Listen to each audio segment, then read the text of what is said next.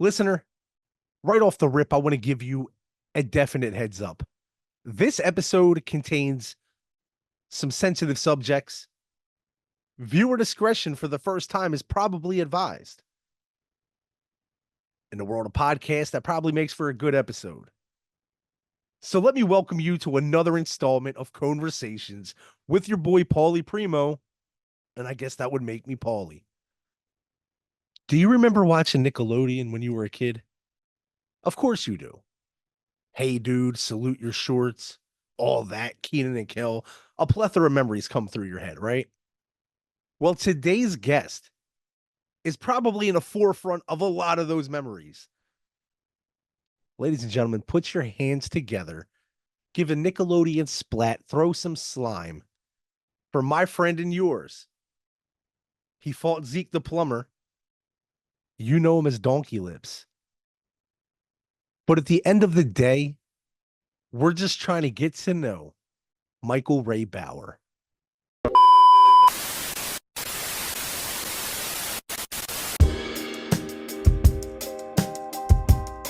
You know it's about that time to grab a bag of the stickiest itchy bind you can find and pearl one up.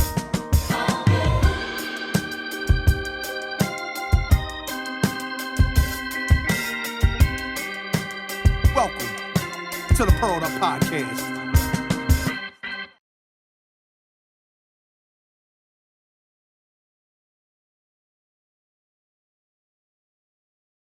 Oh, there he is. Can you hear me? Check, check, check.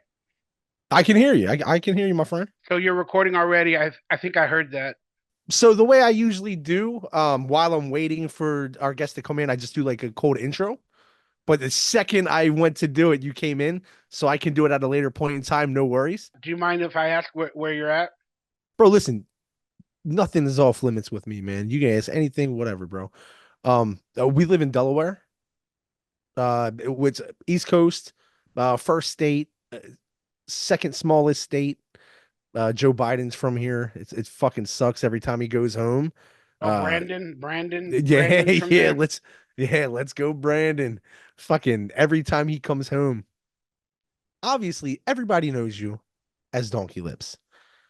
Every single person my age, so I just turned 39. Every person my age that I know was ecstatic that you're joining us, and it was just like, holy shit, man, because everybody remembers this show. We grew up with it. It brings us, it's like happier times. You know what I mean? And I recently went back as I was prepping for this, and I never noticed the first time around. I never realized that you were in the movie Brain Scan. Not really. The character is named Michael Bauer. That Oh, was played by Edward Furlong. That's the main oh. character's name from the book or the movie. I think the character's name is Michael Brower or Bauer. So I'm not in it. I was going to ask you, where are we at there?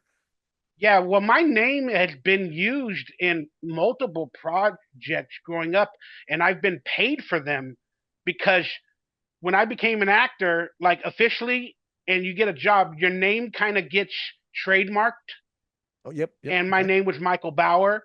And then around that time when I started acting, like in 86 or 87, where I started to pursue it, um, there was a show called Who's the Boss with Tony Danza. Tony Danza. Okay. And the mother on that show was the wife of another character, but the husband's name in the pilot and the first couple episodes was Michael Bauer. Oh So shit. when I became an actor, and basically my name is and my likeness is basically trademarked, they had to pay me to use that name because now it's basically trademarked.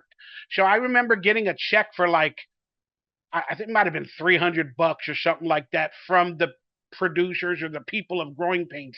Not that I had anything to do with the project, But it was but just it's just my name came across as trademarked, and their producers are wow. like, "We got to figure it out or whatever," so they paid me off.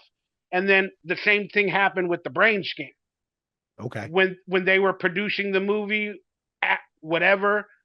I got a check for, I think it might have been 500 this time, to use my name. The contract said name and likeness, but they weren't using anything. It just meant name. It was right. So I didn't even know about that. And then the movie came out. I remember getting a check. I didn't know what it was for. My dad got it.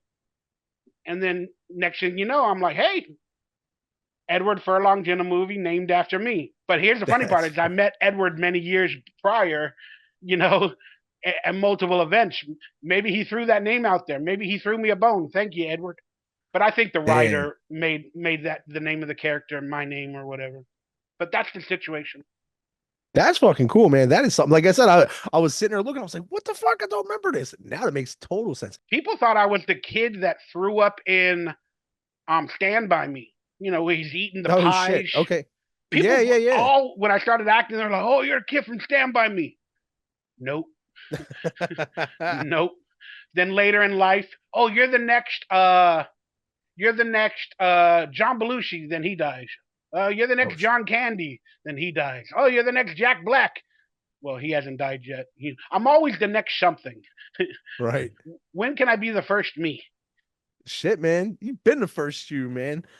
Yeah, I know, but it's a little bit sad because I'm like, I'd love to hit that precipice of fame where they're actually giving me jobs, Right. you know, instead of me auditioning and trying to get them.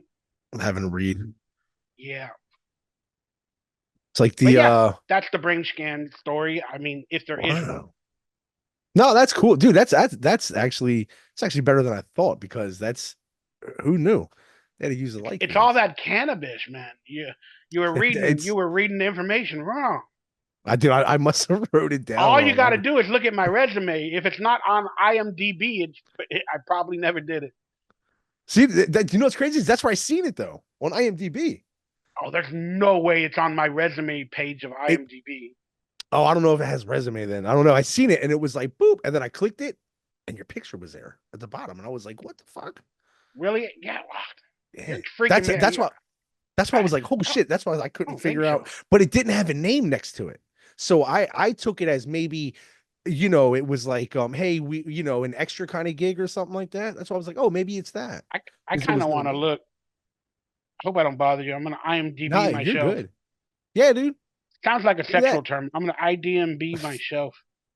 I haven't IMDb'd myself in a long time. Shit. yeah maybe you can tell me what's accurate on there then and then what's not you know. Everything's pretty much accurate. Do you see the thing though? Do you see where they have the picture in the cast? A producer. Yeah, I don't see a brain scan. Okay, here's where I found it. Okay. If you go to Google and just type in brain scan cast. Google. Yeah, okay. I could have sworn it was IMDb, but it's on Google. It'll pop up and then it'll say like where it has like the overview, the cast, the reviews. Click the cast and then expand it. And That's crazy. you'll be down there. You're right next to Dean Hagopine, who was Mr. Keller. Oh damn, you're right. Yeah, that's why I was like, I couldn't fucking believe it. I was like, what? Yeah, Dean Hagabon, and then it says Michael Bauer. I don't know. Yeah, okay, let's leave it alone. That's not important. But yeah, I don't know. Thank you. That's awesome. You know, I don't know if you've ever got this question before, and I hope you actually answer this. Growing up, ever fuck any female stars? I mean, what do you consider a star? Porn star? If the camera's rolling and she's in front of it, she's a star. I mean, I've been with not a lot of women, but you know, I was with somebody that was in a film or some of those videos. But in terms of actresses, like mainstream, Right? sexually, no. Man. Because you were in the era. I know it was a little bit before like Salute Your Shorts came out, but you were in the still like the same era as like Christine Taylor. You know what I mean? Fucking Marsha Brady, Ben Stiller's wife. Why you gotta ask me a sex question about movie stars? What's going on with it? What's up with You you? know why? Who You know told you why? that question? Who told you that question? That's actually one from me. I asked Does your I wife think you get know a you're kick out of naughty this. like that? That you want to find Oh out who yeah. Donkeylips hooked up with? Fuck yeah. I mean, I know you're trying to get that tea and this could ruin things, but no, technically no. Like I said, I've dated a few hazards in life, and they've been in scenes or done either, like, let's call it OnlyFans type of stuff, but Right. not with any actresses. But I did date and hook up, meaning kissing and holding hands. Stacey Ferguson from the Black Eyed Peas was. Oh shit. I used to hang out on the set of Kids Incorporated a lot. It was at like KTLA Studios, and I don't know. I had a lot of time. I would hang out on the set of this game show called Funhouse, Kids Incorporated. My dad always had to go to work, so I was like a movie kid. Yeah. Wherever my dad had to go to work, I would be dropped off, and if I had an audition at a studio, I would sneak onto the lot, while I'm doing the audition, and I Yeah. would take like 2 or 3 hours and walk around and open up every studio, see what they're filming, and then I don't know. I started hanging out on the set of Kids Incorporated. I think I went to an audition for a part in the actual studio, and I was a fan of it. And then I just stayed there, and then like, go ahead, stay in the audience, and so then I kept coming every couple days, to watch them film. And then I became a fixture. Then the cast started to know me: Martika, Stacey Ferguson. God, we played Spin the Bottle one time Oh in one of shit. the dressing rooms, Okay. and Hell yeah. I was forced to give a peck. It wasn't anything bad, but I was Right. Right. forced to kiss Stacey Ferguson. So yeah, she was like a first kiss. So Oh yeah. she ended up becoming really famous, and we still know each other a little bit. But like, so my first kiss was basically like, wasn't a French kiss, but like Stacey Ferguson. Like, that's That's crazy to think that's about, the shit. Hell Fergie from the yeah, Black dude. Eyed Peas. And then around that time as well, not that I was dating or anything, but like, me and Melissa Joan Hart, we were hanging out a lot, and I think we were like giggly on each other. I have photos of me and her going to like some award shows and holding hands and stuff like Fascinating. that.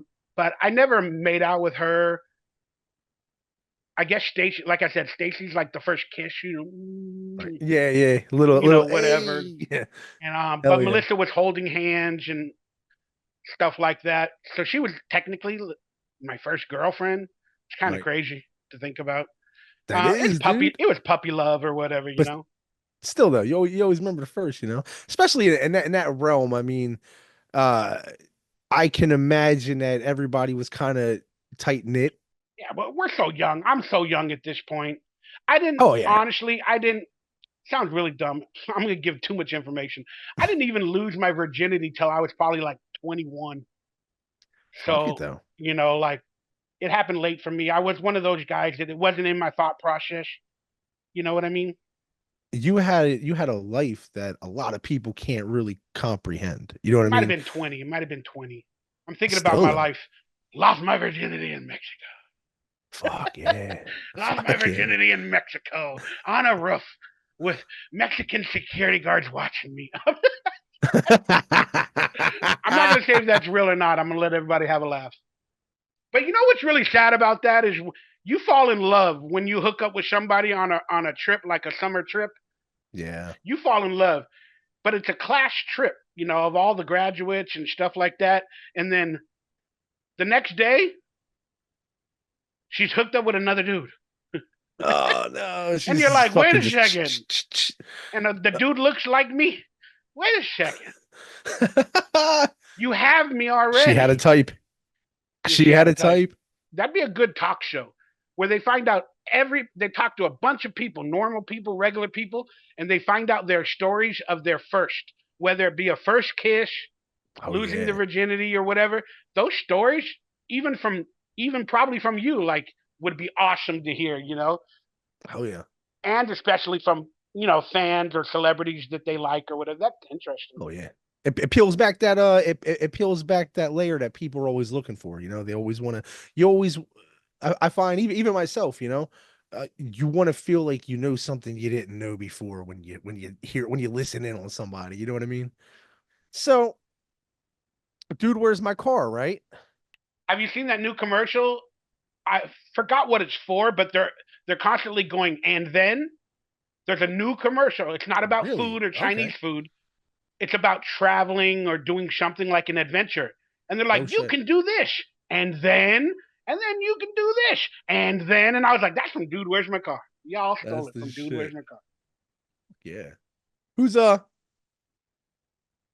either one of those guys an asshole? You mean Sean or Ashton? So Are you talking yeah, about the yeah, main Sean leads? William Scott and Ashton Kutcher. No, no, no, no. I mean, Ashton's. I know a lot about Ashton. Ashton dated a lot of girls that I worked with and I was friends with. I'm not saying he's a womanizer because that word puts a bad connotation, but he was dating a lot of women. Like he was hooking up with celebrities or actresses, Just a lot, like blowing one after through the other, because Hell he's a yeah. model. And so I have a lot of history from behind the scenes with breakups Okay. with Oh, him and gotcha. some of my friends and people like Brittany Murphy. They Okay. started a movie together. He started dating her. I think on his end it was for publicity and press, but it wasn't on her end. Oh shit. And I had to see Brittany deal with, some serious heart, meaning pain. Right. And then he was also dating a girl on Dark Angel, the show I was on. Um, and then there was a situation with them. But yeah, I mean, in terms of asshole, no, they were both No, awesome and personable. I that's mean, cool. I enjoyed their company. I've seen Ashton many times, Sean. I did have an issue with Ashton pulling pranks.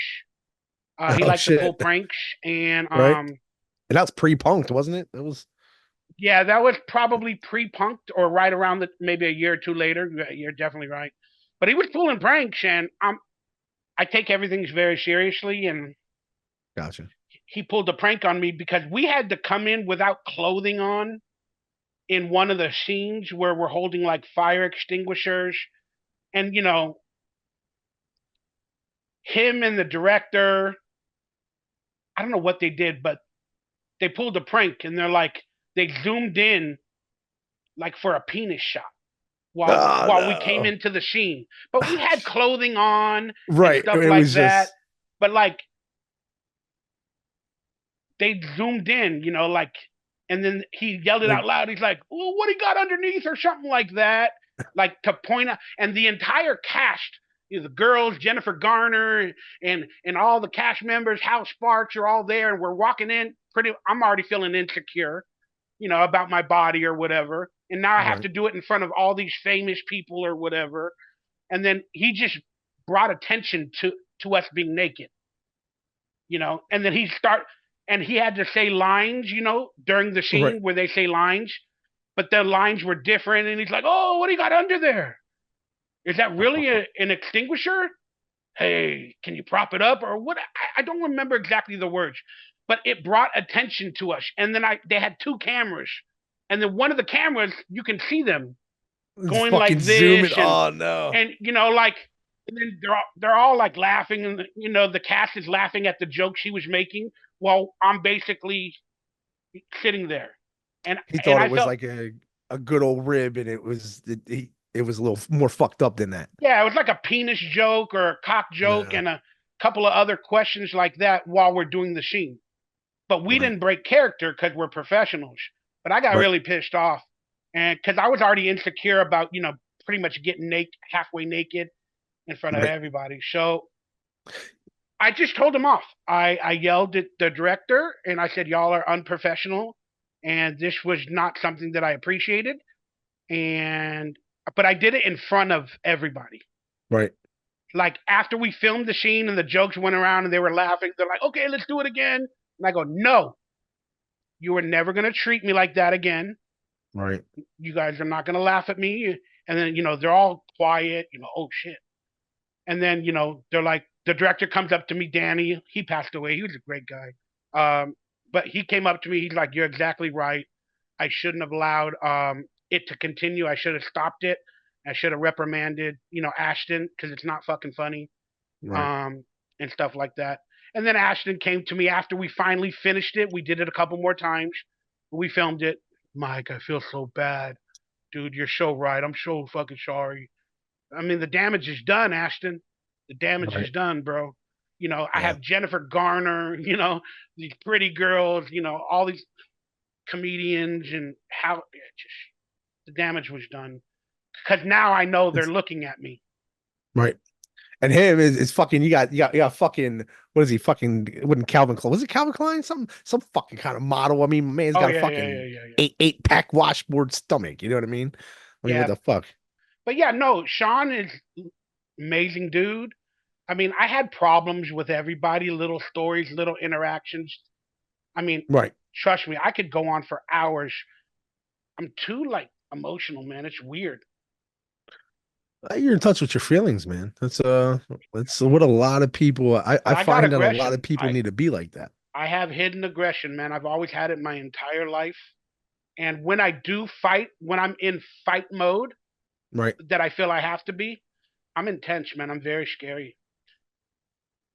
Yeah, but there's a lot about Ashton that I've been watching because I'm home alone a lot. Apparently, Ashton was involved in like a murder.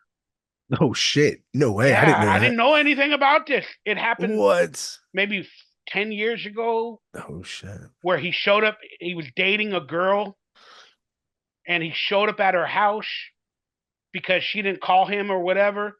And then he said he saw red carpet. He thought she spilt wine, so he left her apartment. Oh And shit! and then apparently the girl was killed in the apartment, and that was blood that he saw, but his fingerprints were on the door because he went to the apartment He to go went on to the the date. yeah. Dude, it might have been 2001 or 2 or 3. Might have Oh been right around shit! the time. Might have I been would right say, around the time after Dude, Where's My Car? It holy might have been shit, right dude! around that time. But I'm like, damn.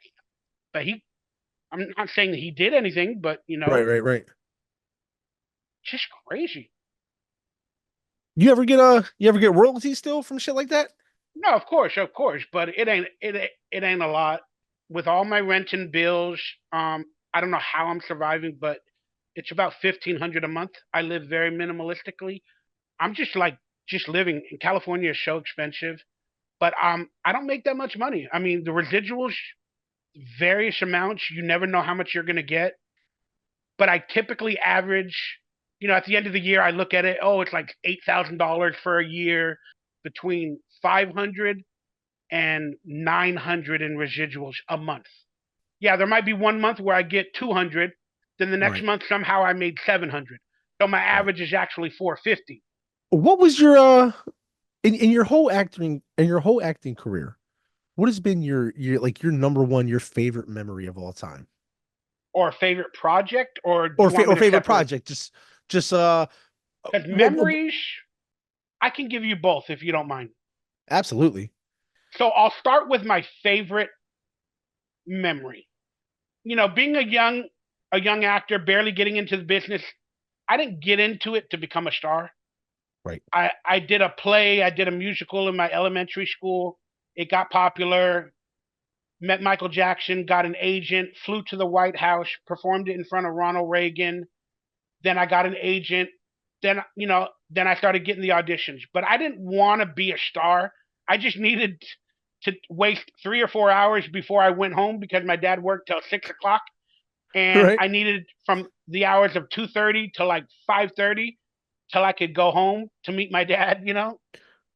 But then there was a point after I started working where I started to book some movies. I booked a horror film called The Willies, and I was like, "Oh my god, I'm gonna be a star," because I thought it was like a big horror movie, or it was my first starring role in a film, meaning I'm kind Nice. of the lead character. And I Right. was like, "Wow, I want to be a star," and it didn't pan out. But then I booked another movie with Roger Corman, and I knew that name, but I didn't know he was a B movie director.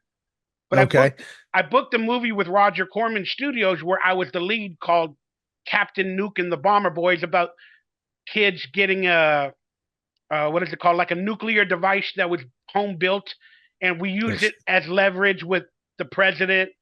But it had Academy Award winners, Apocalypse Now, Martin Sheen. It had Hell yeah. Joanna Paculia. I forgot the other actor, but there's some big actors. I'm like, oh my god, I'm starring in this movie. Hell So yeah. my favorite memory was my dad was a big fan of Martin Sheen, and I love my dad. He's taking me to auditions, helping me have a career, and he wanted to come visit Martin Sheen. So I had the ability to bring him onto the set, take pictures with Martin Sheen, who was one of his favorite actors. My dad's eyes, glowed up, and it was a moment for my dad, though. Hell yeah. That's But awesome. the moment for me was right around that time after my dad met him. I was in the trailer with Martin Sheen rehearsing a scene that we were going to do later that afternoon. And then it hit me. I'm in a trailer with Academy Award winning actor Martin Sheen, who is my dad's ultimate favorite, and I'm rehearsing and running lines in a movie I'm starring in. I go, I made it. I'm an actor now. I'm an Yeah. actor. I'm not just the kid star. I'm not the fat kid that ate a lollipop in that movie. I'm actually acting now with an Academy Award winner. Even though the script was a stupid kids movie, I was like, wow, I made it. And that was the moment that I just go, wow, I want to live this life. I want to be an actor. I want more of this. I That's want to fucking be awesome. with talented people in a room creating a character. But unfortunately, as a character actor, you don't get the lead role all the time. And Right. sometimes for not the real popular actors, we do an audition, we have one line, two lines, and then we show up to if we get the job, we show up to that movie or TV show, and then we walk on set. Oh, we meet the cast, we say our two lines, they film it. All right, everybody, Michael's done. It's like, what did I do? Did I act? No, I didn't. I didn't have rehearsals. I didn't go over the talking points with the director. I didn't wasn't able to improv. I wasn't able to be an actor. But like I said, with that movie, since I was the lead, I was able to find out that is what acting is about. It's about the collaboration. Right. So that was my favorite memory. Then That's fucking awesome. my favorite project was the show Dark Angel Okay. with James Cameron. It was a series about replicants and clones and stuff like that. I got one episode in the first season. I'm sorry, the second season. I met James Cameron in an alley while Oh I was shit. rehearsing the lines because there was a building where the audition was taking place. There was an alley in the middle, like in Hollywood or LA, wherever, and then there was another home here. And I'm in the alley, half an hour before the audition, just walking back and forth, running my lines, and then all of a sudden I see somebody walking past me, like going into the building. Then about 20 minutes later, I'm getting close to going into my audition. Then the person walks back, my back was turned, and then I hear, "Don't be over prepared." And it was James Cameron Oh, looking at dude. me in the alley. He goes, "Don't be over prepared." I go, "No, I got this. This is my role." I knew who it was. Right. And then later I learned that his studios where they were doing the auditions and stuff, his office was here, but he had a private video feed going to the house that they rented where he was watching the auditions from that house. That's why he walked from Oh the shit. buildings. And he knew Right. that this was like my second or third audition for this project. So he knew who I was. I was like, wow. And I said, nope, I got it. This is my job. I go, I'm going to get this job. He goes, all right. Don't be too overconfident as well, or whatever he said. I Right. was like, I got this. I walk into the audition. They're like, hey, you know the sides? They're like, yeah. They go, we're not going to do those today. We're going to do the scene that you auditioned the first time for. They're like, do you need the script and do you need like 10 or 15 minutes, to go read it again? And then we're going to do that scene. And you can do it like a cold reading, meaning you read it off of the script. And I said, okay, the first audition, I go, then I went back to my head and I went, that is the scene where this happened and that happened, and I'm coming from here. My first line was this. No, I got it. And then there Yeah. was five people there, and I'm sure Cameron is still watching, from the other What did it building. feed? Fuck yeah. And then I just literally said, no, I got it. They're like, you sure? I go, I got it. So then the lady started with the lines, and I did the scene. Did it one time. Then right after, they were like, damn. Like, I got all that from memory. Because when I rehearsed for the first audition, a lot of actors just go in and, rehearse it maybe for an hour or two at home. learn the Right. lines a little bit. They still have the script. I'm intense, bro. I try to memorize everything. And I say it and I learn it and I learn it and I learn it and I have key things that'll bring me back to it. So basically I had it and then I went home and I had the part like an hour or two later. Right away. They called me up. I Dude, went to that's Canada. But long story short, so I got the job on Dark Angel, went up to Canada a couple of weeks early to Vancouver. And like I said, I was the star of that episode and it was possible recurring. I stayed up there for another month because they had ADR, they had editing, just in case they wanted me to stay up there in case they had to refilm or do anything. So I was living in Canada with like a penthouse suite for like 3 months, man. And then I fuck met these yeah. French girls. And then on the TV, I think Dude, Where's My Car was on the TV that you could buy it for like Oh, $5 dude. in the hotel. I met these French girls on the set while I'm working with Jessica Alba. Then we went to a strip club later that night, not with Jessica Alba, but with some of the other cast. And we Right. saw Vancouver with these French girls. Then I had Dude, Where's My Car on the screen. Evolution was Evolution was also on the screen, and I Damn. kid you not, my episode of X Files was airing as well. So these French girls met me on the set of a production where I'm the star of, and then I was on the TV screens in the hotels with a penthouse suite. They wanted to hook up with Donkeylips. They wanted me, boy. That was some fun night. Fuck That was a yeah. fun night. But yeah, but that was my favorite product because I felt a part of it. And then when I got back home, I think it was like a week or two later, I get a phone call, and cell phones were now around, the older cell phones and all that. I was in my Ford Explorer, and I'm like, yeah, who this? Just thinking I'm a pimp or what, just having a good life. I just made some Right. money, hooked up with French girls in Canada, and then he goes, hey, this is James Cameron. May I speak with Michael Bauer? Oh I'm like, no. this is James Cameron. He goes, yeah. I go, yeah, right. The king of the world's calling me. Right. And he goes, is this a bad time? Do I need to call again?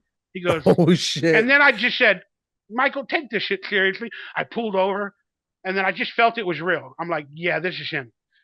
How may I help you? He goes, you did a good job. We got our first rough cut of the episode. He Oh, goes, you nice, pulled through dude. like a champion, and it's one of the best episodes I've ever seen of the show. Damn. And he That's a goes, huge compliment, yeah, and he dude. goes, this is only our first cut, like the rough cut. Right. And he goes, you pulled through like a champion. It's one of the best episodes I've ever seen of the show. And then Wow. I said, too bad I died in the episode. Right. Oh shit. And then he goes, everybody's a clone in my world. Oh shit. That's cool. And You then he always hung come up. back. Yeah, he hung up the phone. My conversation was done. Then I kid you not, 2 hours later, my manager calls me, Michael, get to the office. Get to the office. She shows me a contract sheet, and it said, this is a temporary issue of a contract. We're willing to offer Michael Ray Bauer 23 episodes of season. I'm sorry, it was 21 episodes. 21 episodes of Dark Angel for season 3 with a guaranteed contract value of 23,000 an episode. Fuck. Ooh. And I'm like, that's like $500,000. Yeah, I'm gonna dude. be a cash member on season 3. So we have to sign the contract and agree on the payment, like what they're offering. Right. Of course we could have went into negotiations, but I ain't gonna negotiate. It I'm was like just 23 grand, 21 episodes. Let's do it. That's $500,000 and fuck residuals. yeah. So we signed it, and I guess the studio, they have to ask the contracts of all the actors, how much do you want? Then they have to weigh it. Is it worth it buying the ad revenue? So if each episode costs them with all the actors, the crew, the staff, it cost them $2 million to make an episode. They have to make ad revenue of at least 2 million or more per Plus, episode. yeah. Yep. So Just to what break that happened? even. Yeah. So what happened? I guess the second season it didn't generate the amount. So whatever the actors wanted to come back to do a third season, Oh they shit. couldn't afford the ad revenue. You get it? They weren't going to make enough ad revenue in order to bring back all the actors at that price range. So they couldn't afford the ad revenue. So it might have cost like 3 million an episode with all the contracts. And then Fox is like, dude, we only generate maybe 1.5 million or 2 million, in ad revenue. Plus the ratings went a little bit down in season 2. show. They're like, we're not going to pick it up. We got Firefly. We got Firefly. We're going to put Firefly there. If you remember that show called Firefly. But basically, Gotcha. Dark Angel was replaced by Firefly. But what sucks is that was my first opportunity, maybe a $500,000, and I was going to be a star of a TV show, and I lost it. Pulled the rug out from under you on that one. Yeah, I'm like, oh my god. Sorry if my stories are long. No, dude, you're good, man. That's fucking awesome, dude. That's you're embedded in the culture of it. Whether you're Yeah, at the it's just forefront or not, man, you're embedded, man. That's fucking yeah, I love awesome. my life. I love my life, but I wish a few things would have worked out. Might have propelled me in a different direction. Insane stuff has happened in my life. Michael Jackson. I met Michael Jackson on multiple occasions. I worked with him. I met Spielberg in a car. Like, oh my gosh. Well, what was he like? What was Michael Jackson like? What was it? Wait, was his could you feel his fucking aura? Like, you know what I mean? I imagine him to be one of those people where if you're in a room with him, you feel his fucking presence. Yeah, of course. Um, I mean, my first job was on the Moonwalker movie. Well, the way I met it's such a long story. I became an actor because of Quincy Jones. Oh shit. Okay. I did a musical called We Are the World, and we ended up becoming a part of the We Are the World uh, song and situation, and that's kind of how I became an actor, was through Quincy Jones and Michael Jackson, basically. But Michael Jackson was part owner of Sony Studios, called Sony MJJ Studios. Then they were making the movie Moonwalker, and then I've worked with Quincy Jones, so I guess Michael Jackson and all them knew of me, and Michael Jackson wanted to meet a bunch of kids, so he had all these actors audition for that Moonwalker movie, and they made Batter. They made a music video, but with little kids. It was a parody of his bad music video, but they also did a behind the scenes of the kid Batter video, and then all the behind the scenes. The director was a little kid, the producer was a little Oh kid. shit. So it's like the whole documentary of the making of the kid bad video with little kids, and I was one of the kids that got a part in it. There's a lot of famous actors too. But it ended up on the cutting room floor because they didn't know how to use the behind the scenes footage with little kids. So they only used the music video parody of the little kids. But I mean, now looking back, was it a way for Michael Jackson to have a lot of kids around him? I don't know. But But at the it's just time. something to think about, man. But yeah, that's technically when I first met him. He walked onto the set. He brought his monkey, Bubbles. He Oh brought yeah, yeah, I Bubbles. was gonna say Bubbles the monkey. And we're like, oh my Oh God. man. And then he left. He just, he walks there. There's a big crowd. Hey, everybody, I'm going to bring you Bubbles.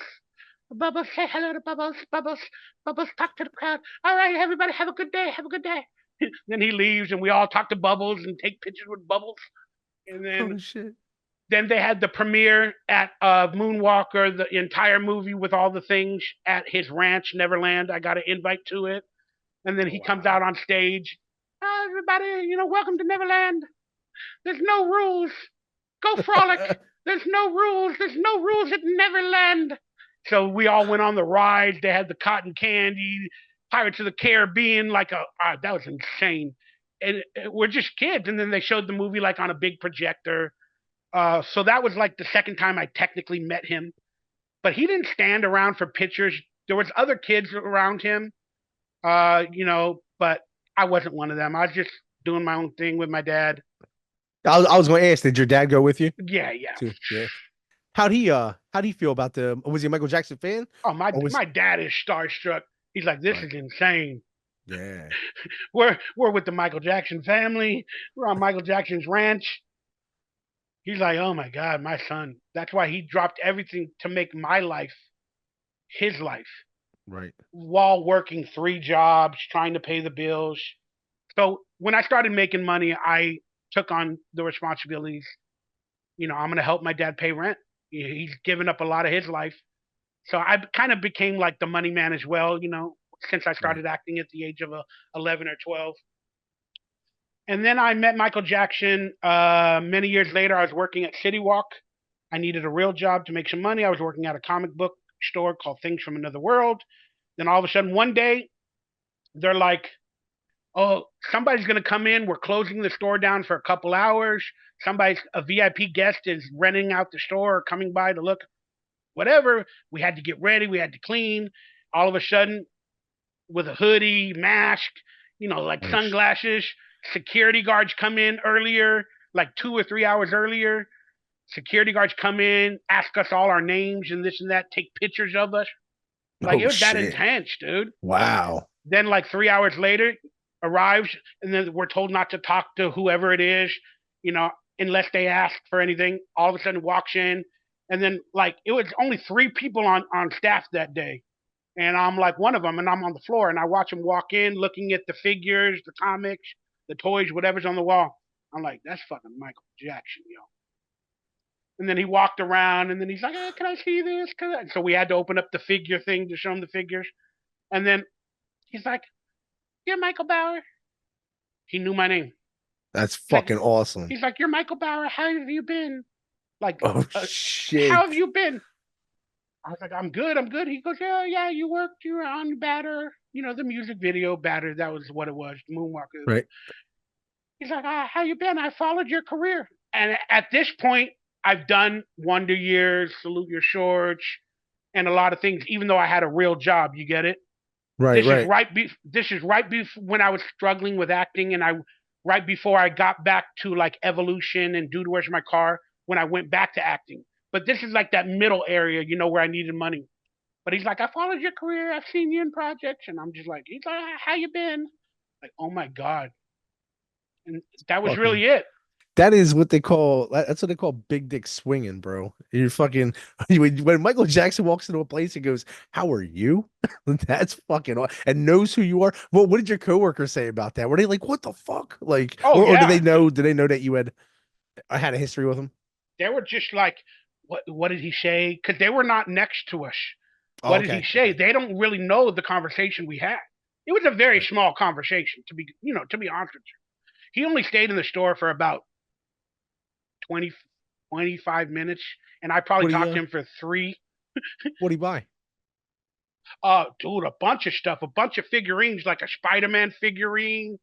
He bought like a bunch, like I think almost every comic book that was on the Oh, shelf, like wow. one edition of every comic. He bought like a bunch of these figurines.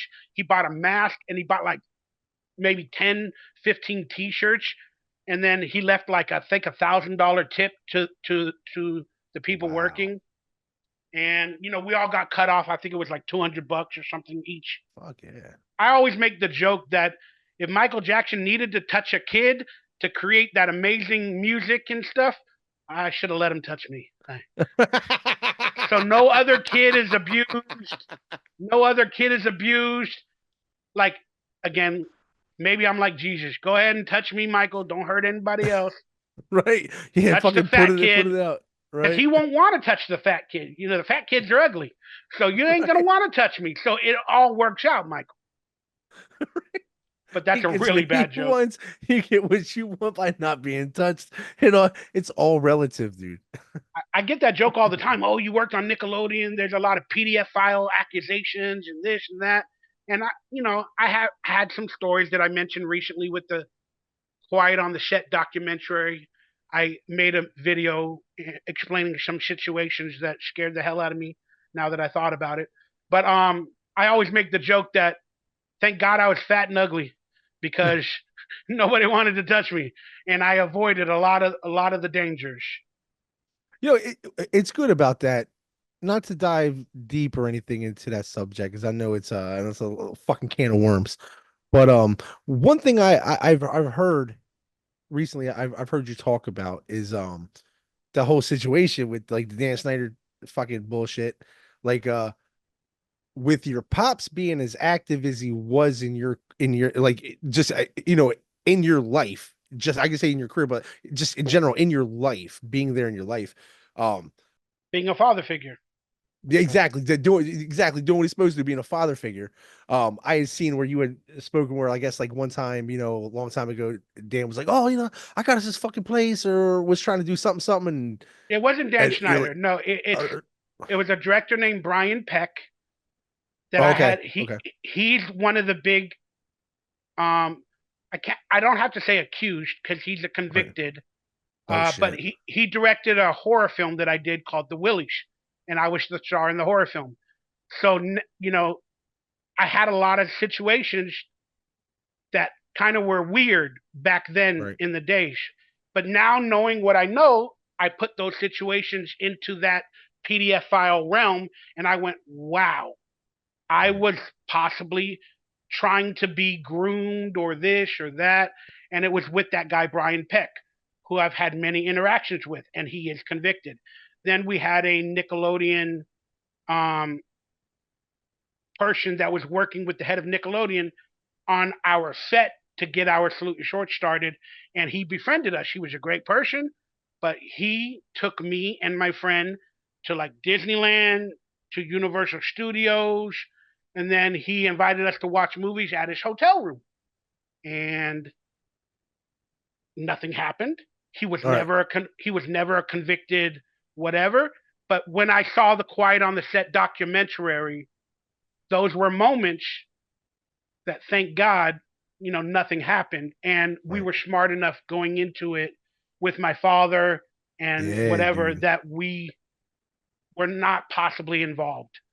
Hey, dad's a real one for that, man. It didn't involve Dan Schneider. I just want to, set the record straight Oh, in case anybody absolutely. watch it. It had nothing to do with Dan Schneider. I've only Gotcha. met him on a couple of occasions. So it was a guy named Brian Peck, and the other person I'm not going to name because nothing ever Oh yeah. happened. There's They were never convicted. They don't need to be named. there's no, yeah, absolutely. From being a guy, sitting on a couch looking in, you know what I mean? It's like, fucked up, because in a way we've never met until today, but in a way, I grew up with you guys, you know what I mean? Lived vicariously through that fucking channel for Yeah, X content is amount of life. years. Content is life for a lot of people. Now in my old age, Right. I realize that, like, I find myself, because I'm alone a lot, which is okay. I find myself as more of a loner and a recluse, and I find myself watching like old movies or TV shows, and it's like you realize they defined moments or times in your life. Those Yeah. TV shows or those movies or that content defined eras of your life. And it's like, man, that nostalgia. Like for many Yeah. years, I didn't understand what you got. Oh, you're nostalgia. You're an icon. You're this. I'm like, huh? Now I get it because I'm alone a lot, and I'm like, wow, those were really good times. Like, going out buying baseball cards on a Saturday, playing baseball or doing something, then coming home and watching the X-Men cartoons or something, Right. and then watching your favorite Saturday night TV shows, whether it be football, Saturday Night Live, or Elvira, Mistress of the Dark, Oh some of these yeah, shows, dude. like I go, wow, now I get it. So for a long time I didn't understand collectors and, nostalgia people, but I get it now. You ever kept anything from sets? That means I stole. Nah, Technically, nah, that means nah. I stole something. You ever find something out there that somebody possibly threw away and said, "Oh, I'm going to keep Oh this yeah, you're out of this damn public right I property"? did. I wish knowing that I am a little bit of a collector or a nostalgia person as well now, and I would have taken a lot more. I would have taken clothing and other things, but yes, I have definitely taken a few things from memory. Still got a few of them on hand. Yeah, what's your biggest one? Okay, I'm gonna say in terms of popularity, is Okay. I took a pencil from the set of X Files in Oh shit. Mulder's office. We Ah, were nice. and it's from the pilot or the Oh first shit. episode. Wow. At the end of the episode, he's mulling over an X Files case or whatever's about to happen, and then he's in his office and he's holding a pencil, and he grabs it and he goes and he chucks it, and then they show a camera shot of the pencil hitting like the roof or whatever and staying in there.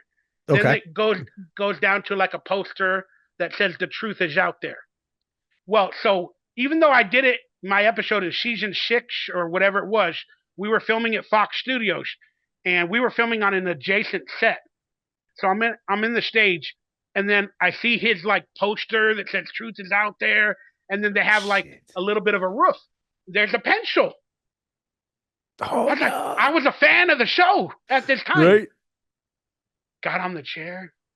I took another pencil from the little desk, replaced it, and I took the pencil. Oh, And yes. it's over here. I should get a collector's case for it. I still never have it. I have it in It's, plastic wrapped in bubble wrap and everything. dude, that's But yeah, fucking that's. awesome. I don't know though, truthfully, if it was ever replaced since they filmed that episode. Right. You know, they might have replaced it, but I'm just saying it's still there for continuity. Even I was gonna say, even still, it's continuity shot. You know what I You mean? know, so if they ever film it, they want it there. And Yeah. so I took it. I was like thrilled. And then I got in trouble. I was filming on the set of X Files, and I got in trouble by David Duchovny. And it was Oh funny how I shit. had to work on evolution with him actor, but I got in a lot of trouble. I took a camera to the set of X Files, and I accidentally got David Duchovny sitting in the makeup trailer. The door was open, and they have mirrors, and he was sitting there, and the door is open, and I walk around with the camera. I was told I could take a camera, but I can't film any of the actors, and if I ever did anything with it, release it, or it had to be after the episode aired. But I got permission by Chris Carter, and then David Duchovny saw me with the light on the camera while I was walking by the makeup trailer, and I went, "Oh, this is where they make me look beautiful." And I guess he's in the mirror because he's sitting in the thing, and the door's open. Then they called security. They kicked me off the set. Oh And I'm like, I'm shit. starring in the episode. Chris Carter comes, and they had to free me. Oh, what happened? Oh, David Duchovny said you were illegal. He didn't know who you were. You're illegally on the set. You're filming him. You're paparazzi, whatever. I go, no. And they're like, well, they said you filmed him. You put the camera in his face. I didn't do no damn thing. Watch the video. You know, you have the little flip screen. You press play. I remember those. Yeah, flipping around, And showing. then Chris Carter's like, yeah, you didn't do anything wrong. Yeah, you don't even know it's David Duchovny because there's a light and a mirror. But he goes, Mike, you can't film anymore unless it's agreed. And if David's around, don't do anything. Apologize, blah blah blah. And he goes, plus David's an asshole. You know, don't even worry about him. Luckily, I didn't have any scenes with him really. But then That's I filmed. crazy, I though. got Evolution, the part in Evolution, like a couple months, maybe 6 months later, and then I Right. had to see David Duchovny at the read through with Ivan Reitman, and then we're in the can. I call it the can, the trash room, where you put your shitty trash. But that's what I call it. So we're in the can, and I'm taking a piss next to him, and he looks, and he's like you're the guy that I kicked off the set of X Files. I'm like, how you doing? And he didn't know I was there. And so we went into the room out of the bathroom, and then we had our names at the table for the characters. And then Right. we all sit down, and it says Michael Bauer, you know, Danny Donald. And he's like, oh shit, I'm working with him. And then Hell Spielberg yeah, walked in dude. a few minutes later. I have a great production. Oh my God, Spielberg. Dude, Back to the my Future, Spielberg man. story is insane. What's that hitting for? What do you got? So I live by Universal Studios, or I used to live by Universal Studios. I'd go on auditions. I'd visit the park. I bought yearly passes, whatever. I would hang out. I'd go on the sets. I went on the set of Jurassic Park on the tree where the car falls. I found that set. I later became friends with Ariana at acting school. Oh shit. Apparently, she was graped by Spielberg. I didn't know that. Oh I just shit. found that out recently with all the documentaries and the PDF files. Ariana Richards, the young actress in Jurassic Park, there's allegations out there that they never said the name, but they said when a director of a high project tucks you in at night, it stays on your soul or something like that. Oh wow. Yeah. Yeah, there's some crazy stuff out there that I've been watching. It scares the hell out of me. But so I used to go to Universal Studios. They had Amblin there. Amblin is right there adjacent. Finally had a car, and now I'm at a stoplight. Like I'm turning left. I'm at a stoplight. There's two lanes. And then all of a sudden, I'm waiting for the light to turn green to turn left, and then there's a stoplight where you can go straight. Then there's another lane where you can go to the right. And then I just, turn my head to the car. My windows are open. He was in a Jeep. Oh Spielberg's like in a Jeep. And I think he got Jeeps because of Jurassic Park. It's probably a couple years after that. But I think he got Jeeps, or I think they're Amblin cars for Amblin okay. Studios, like the company Jeep. But he's in like a Jeep, dude. And then I look, and I'm like, and then it looks right at me. That's Spielberg.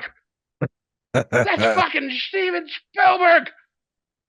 Then the light turns green for me to turn left. Then I look over. I just yell it out from the window. I'm going to work with you one day.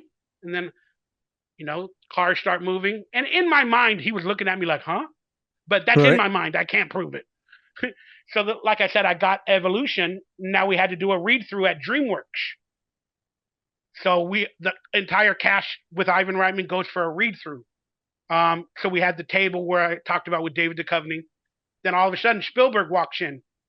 We all have to sit down, and he gives his whole spiel. Have a great production. Wish you all the best. And then he walks out. He starts, shaking the hands of almost everybody. Then Right. he walks up to me, to shake my hand, to meet me, and he goes, Mhm. "You kept your word." Oh shit, dude. Are you fucking kidding me? I kept my word. You remember? You know? Damn, dude. My life is beautiful. That the fuck yeah, it is, dude. You got two bomb ass stories from two of the biggest directors of all time. Hell yeah! And then many years later, I was hanging out with Shia LaBeouf, right? And Oh shit. he was about to do Indiana Jones, right? Oh shit. He was starting to like party a little bit. We were going out, and he was doing some weird stuff. And he got in a car accident or whatever right around this time. But he was going to be in the new Indiana Jones, like right around that time, playing Mutt. He gets a phone call while I'm with Shia, and he's like, it's Spielberg, it's Spielberg. We're at I think a Rite Aid, and he's talking to him, yes sir, yes sir. And then he gets off the phone. I'm like, no, you know what? I'm sorry. This is after they filmed Indiana Jones. When the movie's about to come out and they're starting to do the press. That's when Junkie. Gotcha. Shia started to get into some trouble, publicly. And then that's why Spielberg called him. He goes, "You're the head of like my new franchise," because they were gonna make Shia LaBeouf like the new Indiana Jones. Oh wow. So he got mad at Shia because I think a couple days earlier there was a story about him going out and yelling at somebody or getting drunk or whatever. So he called Shia to put him in his fucking place. Right. And it Oh happened while I'm shit. there with my and Shia, and then he died with Spielberg, man. He was just telling me that, I have a franchise in my hands. Don't blow it, stuff like that. I guess that's what Spielberg told him. And then Shia's like, yeah, give a fuck. Let's go to the club. He did a movie called Eagle Eye. We went to the premiere. I made the entire crew dance to Footloose. Nobody was Oh dancing shit. at the Eagle Eye premiere. Shia's getting drunk, and everybody's just standing around drinking. And then Footloose comes on. I'm like, fuck, Footloose. Everybody cut. Everybody cut. And then everybody started to dance because I made them dance. And then Shia's drunk at the end of the night. He's like, Michael, damn, I love you, Michael. You made my crew dance, man. You made my crew. I'm like, thank you, Shia. Then you get in a car accident the other day with my friend, and you're Oh driving. shit. And then guess what? My friend had to jump into the. Well, I can't say anything legally. God, There's we'll some cut that. stories. But I have a Transformers 2 story. It kind of ended our friendship, but Oh shit. Shia bought a new house, and we went with my friend who was one of his best friends. We went to his new house. My friend bought him like cigars to celebrate Transformers 2. Shia knew my friend was showing up to give him a gift or something, but he didn't know that his friend, was brought two other people, me and another guy, um, to his house. So we walk in, check it out. Then all of a sudden, Shia comes out of the room. He knows me. We've partied together. I made his Eagle Eye crew members dance. We've had a lot of interactions. I've driven him home a few times to his other location, many times. But he walks out and he sees us. What the? Then he Oh runs shit. back in the room. Next thing you know, cell phones are being thrown or something at the wall. You brought him to my fucking house. Oh You brought shit. him to my fucking house. Because I guess he just bought the new house and he's trying to get away. He doesn't want people to know where he lives or whatever. Yeah. Then he Got you. comes out. He comes out screaming, "Get the fuck out!" I'm like, "Shy, it's fucking Mike. I don't care. I don't want nobody knowing where I live." And I'm like, "Well, now you're making me mad at you and you're treating me like dirt. Don't you talk to Right. me like this. Yeah, that's I've not fucking helped cool. you on so many situations. Now you're treating me like I'm nothing, that I can't even go inside your house when I picked you up probably 10 or 15 times, driven you home, been here for this or that. I ain't putting it up with that. Get out of my face. Get the fuck Right. out of my face. I go, I'm gonna leave. I understand. But I go, now you're making me mad. Now I'm gonna want to remember the address. Right. Right. Now you're making me mad. Now I want to sell that shit to the paparazzi. Now I'm gonna remember the address when I leave, you dumb idiot. Right. So I started yelling that shit. He said, "Get out, get out." He used to get paranoid. It was ridiculous. And then he stopped being friends with lifelong friends. And then later he did Wall Street. He was in New York. And then something happened. He gave us phone calls and apologized. Oh, that's cool. At least he apologized, man. Yeah, but we're not in talks. But he apologized. But, his life is what it is. That's good though, 'cause some people don't ever see like the error of their ways, even if it's something like something like that, like he could have looked at it as like, oh, this is, like how he did in the moment. It's my fucking house. I don't want nobody fucking know where I'm at. Da da da da. But the fact that he pretty much went back and like recollected, what I mean, reminisced on it, recanted it. It's that's a good character sign, man. Whether it would be for you know, bullshit gains or not. You know what I mean? It's just for face value or not. That's a good thing now. It's just sad that the point is that he got in trouble a lot. And there was a Right. lot of different people around him as well, and they were getting in trouble as well. But Security the blanket type the deal. 2 or 3 or 4 actually good people that was hanging out with him, he didn't recognize it. And he always said in interviews, "Oh, I should have hung out with better people." Well, you Right. had us and you pushed us away. I'm somebody who tells it like it is. I'm an actor just like you, Shia. I Right. understand all your pain of worries about people finding your address. If you would have related to me like a human being a little bit more, instead of always being drunk or high or whatever it is you're doing, we're the people that could have been lifelong friends with good advice. But Right. again, he didn't do it. Chose to go down the other fucking path, man. That's why he recancered though, because it's sometimes you know how it is, man. Sometimes we get in these spots where we reflect a lot and we're like, fuck. Certain situations, certain times, in a moment you're like, I don't give a fuck. But then you go back and you're like, proverbially, like I really showed my ass there. You know what I mean? And it fucking I do that shit. I'm not proud of it, but I'm one of those people, man. Um, very easy kilt, very easy going, but much like yourself, like you said, but once you get me fucking triggered, man, we're gonna Yeah, have you a have bad moments. day. Everybody has those moments. Yeah, It's just scary. So we got to try to learn how to control those moments when we have them. But that's yeah, it. it's not easy being an actor, even from being a child into an adult and having that much pressure. Like, this life is not good for most people. I mean, the only reason we're actors is because we're all, I don't like the word crazy, but I'm not going to call it an illness, but why do we want to be other characters in other people? Because there's Right, something wrong in our regular life that we don't enjoy or we want to shy away from or we want to become different. Then, on top of that, to put yourself in the public eye, to do as you're told, you have acting class teachers, you have agents, producers, like looking you up and down physically. You have to have some sort of a mental something to want to be in that profession, whether it's an illness, whether it's a barrier, but almost all actors are just on the edge of crazy. That's just my honest opinion. I can In see order that to though. be an actor, you're on the edge of crazy. Right, yeah, always on the fucking brink of insanity, And there's man. because you don't know who you are because you're always somebody else. True. And that's why a lot of child actors, and I'll say myself included, but a lot of them didn't have a good enough, decent family structure growing up to where they officially, when they realize that they're right on the edge of crazy, they're like, let me jump that edge. And then they become, crazy or this, or they have problems with their family, they stole their money, whatever. On that fucking brink of insanity. There could be one thing that literally breaks me where I just don't give an F and I don't have empathy for anybody or whatever, but it's not going to happen.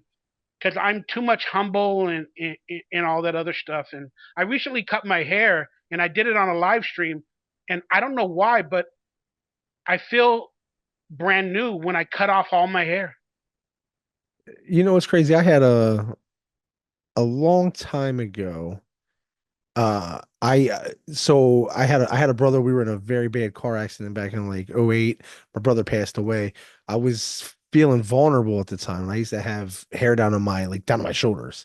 I used to have like braids and shit, you know. This is, a long time ago. One day I just shaved my head. I was like, fuck it, I'm done with it. But a sign of cutting your hair, man, it's to start anew. You know what I mean? Like you said, it made you feel good. It's a sign of like a changing time in a way. You know what I mean? Like a brand new beginnings in a way. And I find that, man, it's weird. It's very liberating in a way to cut your Yeah, hair. it's just a weird feeling. And again, it could be a mental issue. So Hmm. in a weird way, for many years, I go bald a lot because it's good in the summertime. It makes you feel fresher. I have one question for you. I'm gonna wrap it up here. I feel like this is a great time to wrap it up. I got one pop quiz for you, right? What color is a giraffe's tongue? Blue. Was Is it it? blue? No, it's Was it black. blue? It's Black, black. yeah.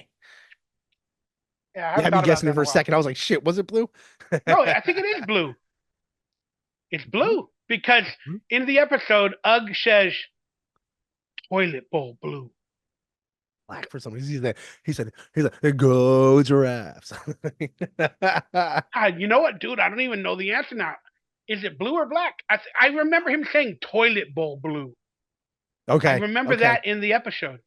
okay. Man, let's Google It's it real blue. quick, Let's dude. Google it. Let's fucking Google it. Dang, I don't even know my own show. I've been going around telling people it was black. I was like, dude, I just one of those things, the takeaways from it. That and fucking dude, bro, Zeke the plumber, like I should have wore the shirt today, but I wore a 1984 arcade shirt. Giraffe tongue color, black, blue, or purple. But so I think he said blue in the okay. episode because I remember him saying toilet bowl blue.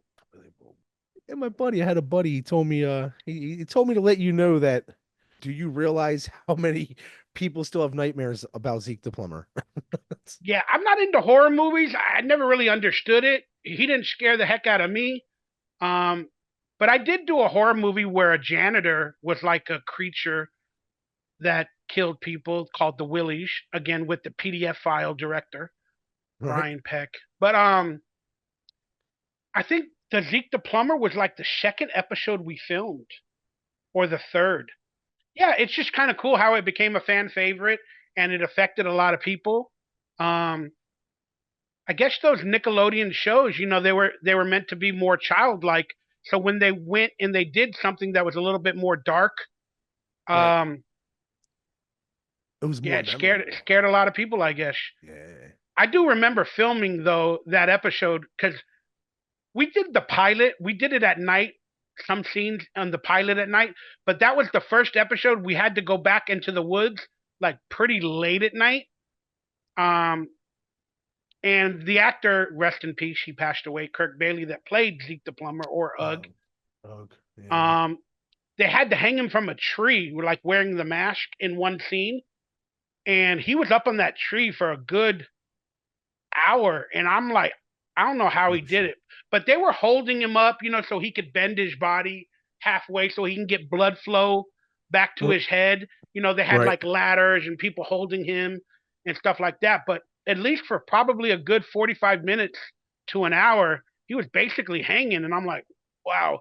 And I just remember seeing his face all red from the blood flow, and Oh wow. he was a trooper, man. He was a trooper. There was a lot of injuries on that. Not a lot, but there was some serious stuff that happened on that show that it always happens in a lot of movie sets, and he had a few of them. He cut his hand in one of the scenes. He has to run into the bunk while we're doing the pies and fight, and he has to like slam the lights off or on or something, and then he hit the metal piece and it sliced his forearm, Oh and shit. then he had that hanging from the tree. Then there's a scene where he falls in love with the girlfriend Mona, and then they break up, and he has to throw like a big wooden sign, like into the river or the ocean or the lake, and then it came back and hit him, Oh like hit shit. him in the face. And then there's another scene where he dives trying to get the heart back that he threw away, or Mona or something like that, and then he jumps into the lake. He busted his eardrum and it was gushing Oh blood. shit. Like he went through a lot, man, and he did the physical comedy too as well, and he'll be missed, man. Yeah. We didn't even know he had cancer. We saw him, I don't know, 5 months prior, and all of a Man. sudden he passed away from cancer. Oh, it's fucked, man. I got a permanent line in my eye, like a line like this in my Right. retina, because we were doing the scene with the cursed skull, but it was a melon with two wooden sticks wrapped around like a pillowcase or something. So we, Hmm. we do the scene, we're wearing togas, we're like cursed skull, whatever. And then I had to do some sort of action where I bow my head to the skull, and I was right next to the skull, and it was like over here. And so I bowed my head, and the stick was, even though it was in the pillowcase, it was kind of sticking out. And I went Oh like that, no. and the piece of the stick kind of grazed my eye or something, and I had to Mm. stop filming. They were pouring water in there. I'm like, ah, yeah, it's crazy. But now I have a permanent line, so every time I look, there's like like Mm. I have to follow it. Yeah, like a trail kind of deal. Yeah, like a Oh, little medium of a line. it sucks. I'm sorry to hear that, dude. That's all good. I think I have Let's, other ones from other things. Go on, let's go. let's go. Let's see. More questions, more stories. Oh, I have a little bit of the bubble wrap jumpsuit from Dude, Where's My Car? Oh, You were that's talking cool. about you were talking about Yeah. props. Um, Yeah. I have a little bit of the bubble wrap. My arm got caught. I was wearing the suit. It got caught like on a wooden fence, and it ripped like a piece of the costume. But it was built where they can take off certain parts and button it back together. So they fixed Okay. it, and I remember I kept that A piece of entire piece. Yeah, that's and I took cool. it home. And then I have little pieces from Evolution, uh, of the slime from the alien above us in the fire truck. They threw like some liquid, yellow liquid, and it eventually became like a slimy foam material or something. So Shit. I, ha- Okay. I have a bunch of pieces of that I took, and then I got bullets. What are they called? The bullets without the bullet. Blanks. Like the Sorry, blanks. Okay. blanks. I took a bunch of them from the set of the X Files as well. Nice. From the gun that we shot, I picked them all up and put them in a little case. So I probably got like 10 or 12 of the shell casings from the X Files. Salute your shorts. We had some shoes.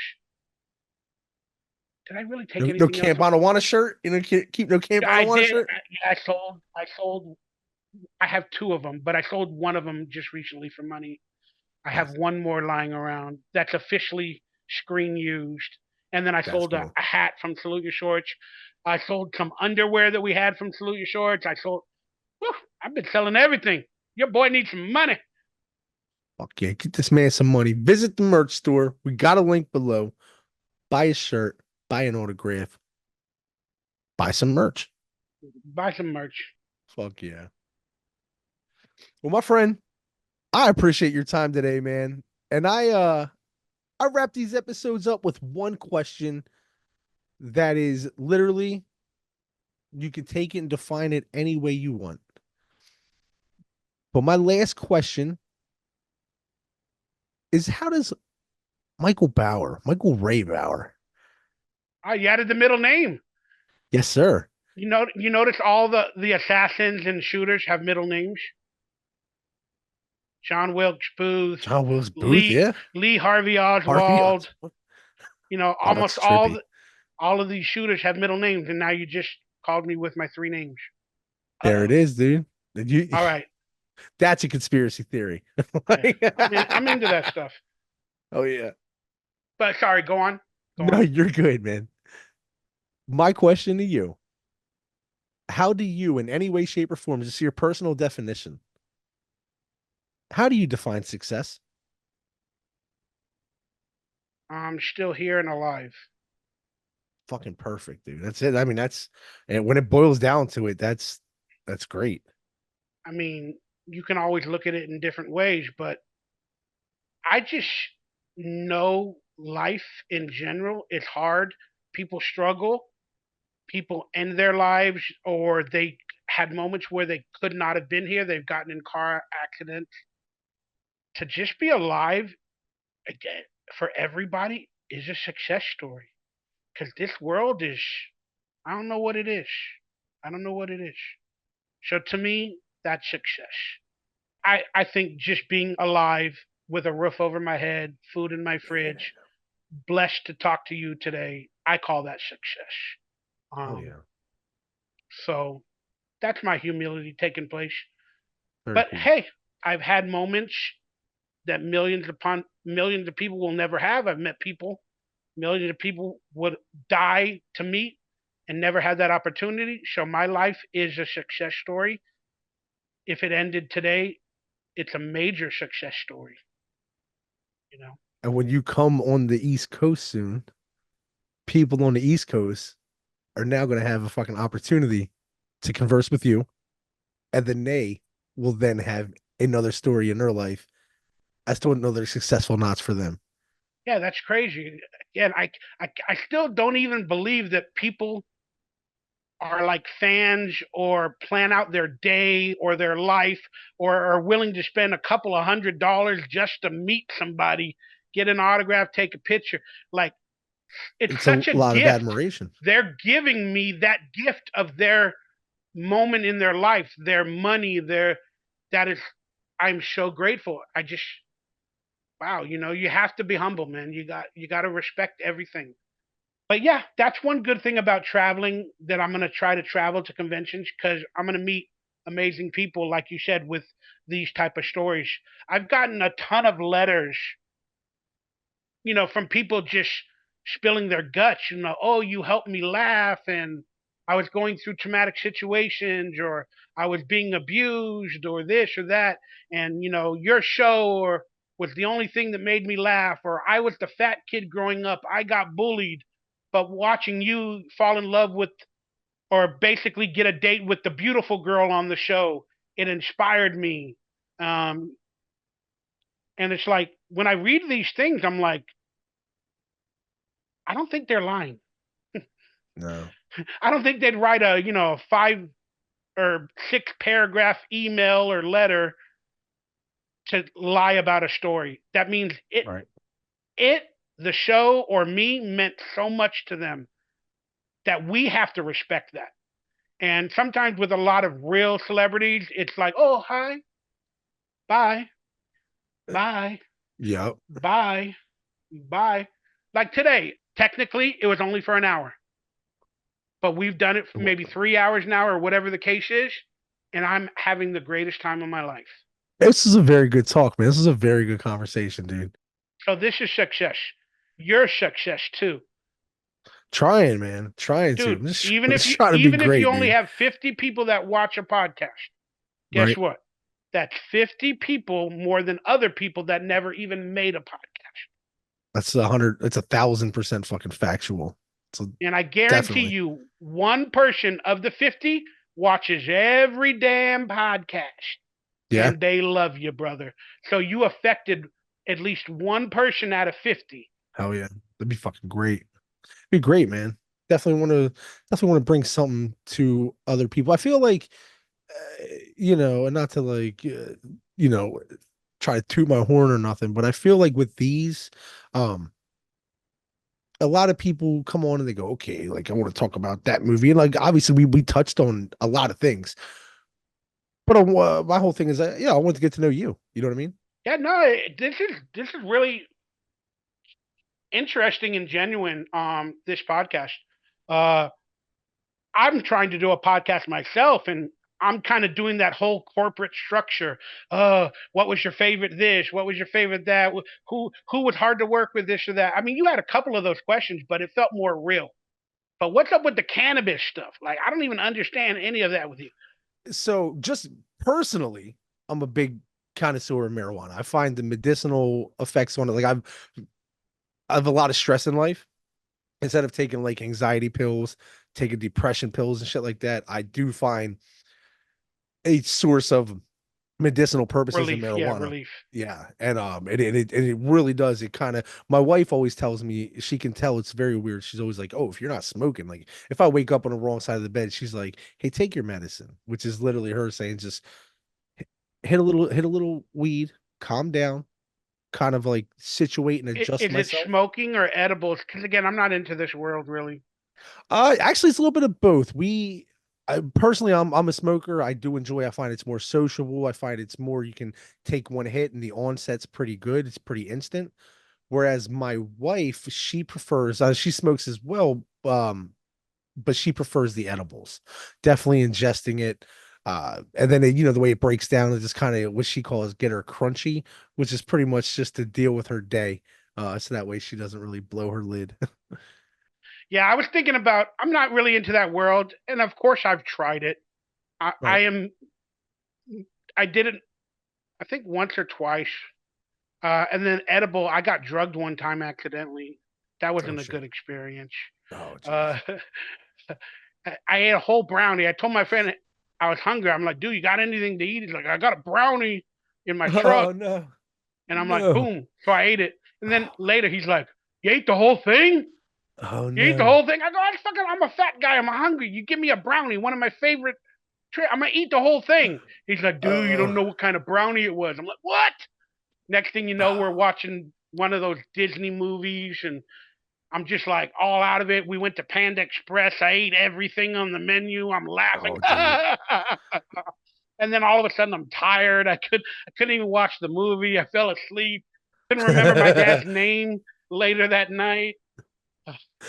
Yeah, the way it breaks down, man, them chemicals, man, they break down. It'll, especially if your tolerance is so low because you've never had edible. I wish I could get that high again. Yeah, it was a bad experience. But it was a bad experience because my dad fell down. My dad was going blind, and he needs people to Oh, help him take him to the gotcha. bathroom. And I was so messed up that I wasn't able to help him, and so he fell and hurt his hip. And it's just like, ugh. But every time I've done a drug, um, or something, it's always been bad experiences. Even with alcohol, I do that every once in a while, but it's always bad experiences. Whether I wake up feeling bad or something bad happens, and that's whether you believe in it, but that's like God or somebody's way of telling me this is not for you. It'll go 0 to 100, as it breaks down. So if it was like a really potent brownie, I can see it really having a fucking I ate a effect. whole That'll one. It was like a big one like Yeah, this. yeah. It'll definitely make, and it'll make you question. You're like, what the fuck am I doing here? Dude, I Like was gone. I, Panda Express is like, give me more orange I, chicken. Dude, you I already finished the 3 entree platter. I want a fifth entree. fucking honey. Give me the honey Give me the chicken. Give me the broccoli orange beef, chicken. bitch. Broccoli beef, bitch. And then we're laughing at everything. I'd be like, hello. Hello. What's funny about hello? Bro, I'd love to shoot the shit anytime with you, man. It's been a great fucking conversation, dude. Or what No, we you're an call the awesome dude, man. conversations over here. All right, brother. You're a blessing. God bless you. Go eat some food, get some rest. Yes, sir, brother. You as well, man. Appreciate it, man. Thank you so much for the time.